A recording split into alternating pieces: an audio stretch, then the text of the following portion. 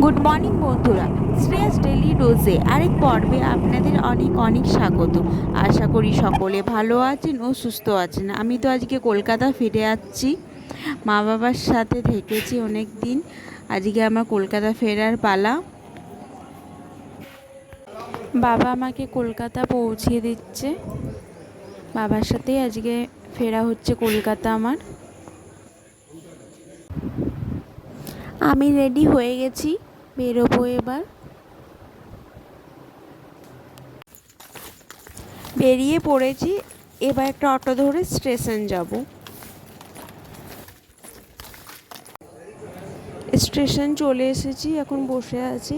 Train আসতে এখন 10-15 minute দেরি আছে। কত স্মৃতি জড়িয়ে আছে স্টেশনে আমার।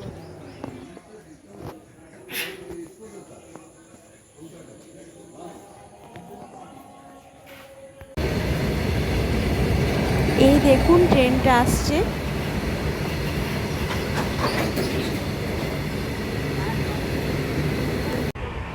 বসে পড়েছি ট্রেনে।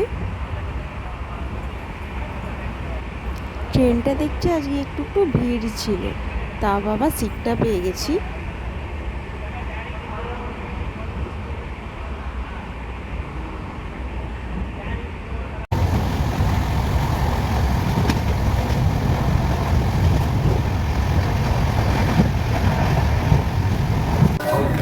হাওড়া স্টেশন পৌঁছে গেছি।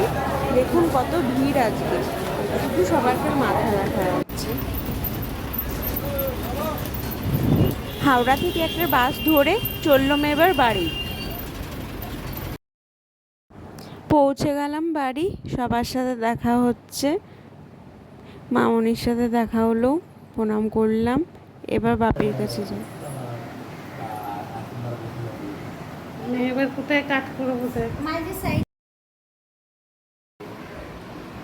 বাবাকে প্রণামটা সারা হয়ে গেল। মামনি আস্তে আস্তে একটু কোল্ড ড্রিঙ্কস দিয়ে দিল, বাইরে এত রোদ গরম। চান করে বাবা খেতে বসে গেছে। বাবা আর বাপি একসাথে খাচ্ছে। তারপর আজকে আমি খাবো, আমি একটু স্নান করিনি, স্নান করে আসি।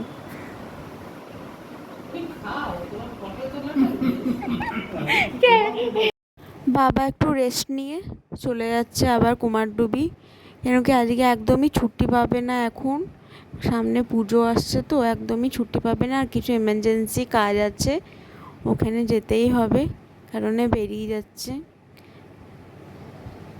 আবার এত দূরের পথ আবার যাওয়া। বাপি দেখতে একটু ছেড়ে দিচ্ছে বাস স্ট্যান্ড পর্যন্ত আমাদের এখানে।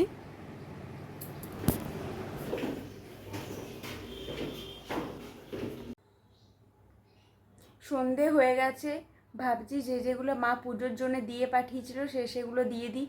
এখন তো সবাই নেই মানে আপনাদের দাদা ভাই নেই। আপনাদের দাদা ভাই এখন অফিসে আছে, তো এখন শুধু বাপি আর মামনি আছে, তাহলে এখন দুজনকে দিয়ে দিই। আপনাদের দাদা ভাই অফিস থেকে আসুক, তারপর যেটা মা পাঠিয়েছে সেটা দেবো, আর যেটা আমার সারপ্রাইজ গিফট সেটা দেবো। সাথে থাকুন, চলুন তাহলে বাপির কাছে।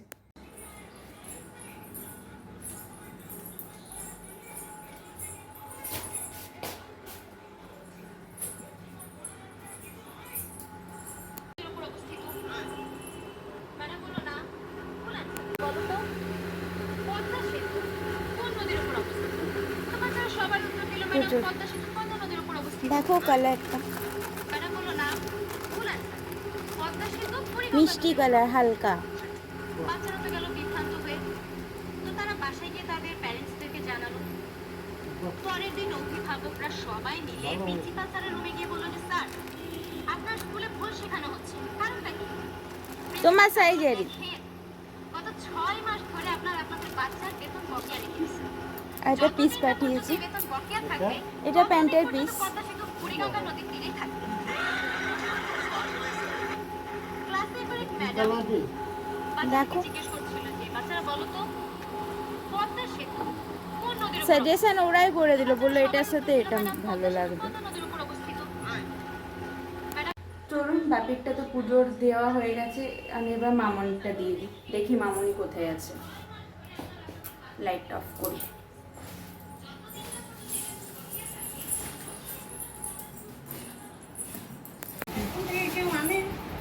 দিয়ে দিল, মা দিয়ে দিল, তোকেও তো গিয়ে মাকে দিয়ে আসতে।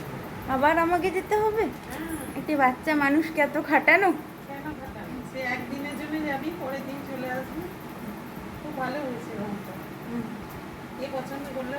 রংটা আমি আর মা দুজনে একই ইয়েতে ভালো লেগে গেছিলো। মাকে সব কালারগুলো এত ডিপ ডিপ দেখাচ্ছিল না, হলুদের ইয়েতে লালের ছোঁয়া,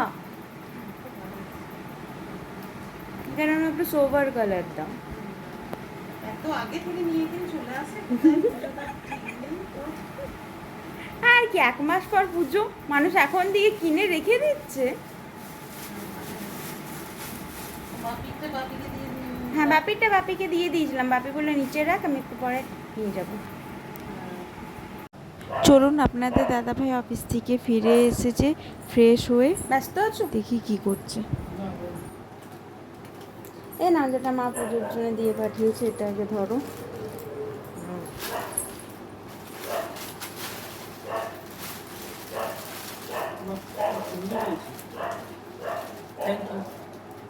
দাঁড়াও, আর আমি একটা গিফট এনেছি। আমার তো গরিব মানুষ, যে কারণে গরিব।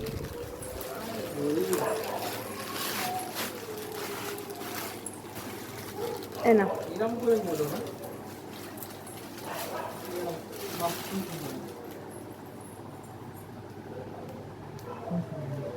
ভালো হয়েছে, মিষ্টি পিঙ্ক কালারের।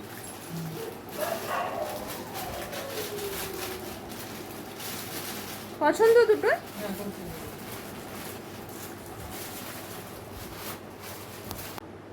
তাহলে আজকে আপনাদের কাছে অনুমতি নিয়ে বিদায় জানাই। দেখা হবে আর একটা ভিডিওতে। ভালো থাকবেন, সুস্থ থাকবেন আর আমার পাশে থাকবেন। আমার ভিডিও ভালো লাগলে লাইক, কমেন্ট আর একটা সাবস্ক্রাইব। Good night.